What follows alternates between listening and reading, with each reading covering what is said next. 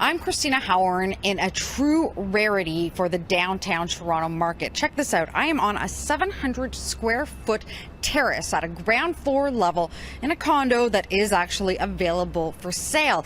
But the terrace, well, that's not the big feature here. It's all of the little details, like for example this. Very little lip as you make your way in, and that's because this unit is 100% truly wheelchair accessible. In fact, it was designed from its pre-construction stage to actually be wheelchair accessible. You could tell because, well, there's plenty of room to allow a large wheelchair to make its way through between halls easily. All of the light switches, well, they are lowered. And this bathroom, well, this bathroom makes me envious. This is a powder room. And check out this space. Enough space for a wheelchair to easily maneuver through that room. Definitely not all, though. You can see that the shelves are lowered. This is my favorite space, the kitchen, the counters, all low, the cabinets, lower handles, the sink very low, enough room right here for somebody to park their wheelchair as they are trying to do the dishes. Now the stove, definitely at Cristina level because all of the knobs easily within reach, and the oven itself. This entire unit totally designed from scratch to meet the owner's needs.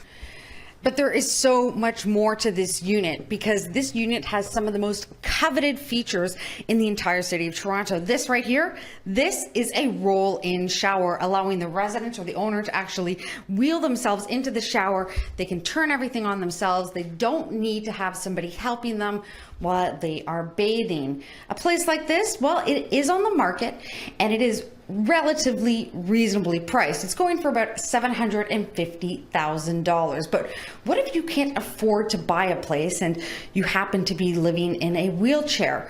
Well, what are you supposed to do then? Coming up, we're going to share the story of a 30-year-old woman who goes to work during the day, but at night is forced to sleep in a long-term care home.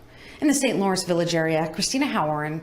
I'm Cristina Howorun in probably one of the toughest types of condominiums to find in the city of Toronto, a truly accessible unit. Now this one is up for sale, and if you've got $750,000, it could be yours. But what if you don't have the money needed to make a purchase? Well, the market for accessible housing is really tight, and trying to find a rental even tougher. That's why one woman we spoke with, a young professional, is forced to live in a long-term care home because she can't find another place to call her own. Housing is a crisis in Toronto, period. I know you are well aware of that. Throw in a disability, it's just absolutely impossible to find anywhere to live. 30-year-old Judy Kerr has been staying at a long-term care home for the past 3 weeks. She earns too much as a banker to qualify for Toronto community housing and too little to buy her own home. Renting? Well, even the experts say it's nearly impossible to find a vacancy. The majority of calls I get are for people looking for accessible rentals. I get probably 2 calls a week, and there's nothing out there. Realtor Jeffrey Kerr specializes in accessible housing. He says condos like this one are unique, but accessible rentals are rare. Maybe I'll come across a rental once every couple months, maybe once every 3 months, that has a roll-in shower and accessibility features. Judy once had a place like that. She was subletting a room, but as a subletter, she wasn't protected by the Landlord and Tenants Act. So when her roommate wanted her out, she found herself in long-term care. She's been looking for a place, but she hasn't found one that meets her budget and need. There's no legal obligations. There's nothing written in legislation that mandates them to change it if I'm a suitable tenant. TCH says it tries to meet accessibility needs and modifies units to do so. And while there are 10,000 units with some accessibility features, only 39 units are fully modified.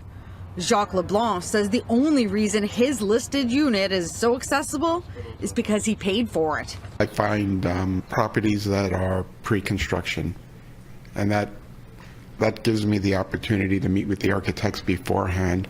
Jeff says even with a big budget, finding the right spot isn't easy. It's very tough. There's very few truly accessible condominiums or houses on the market right now.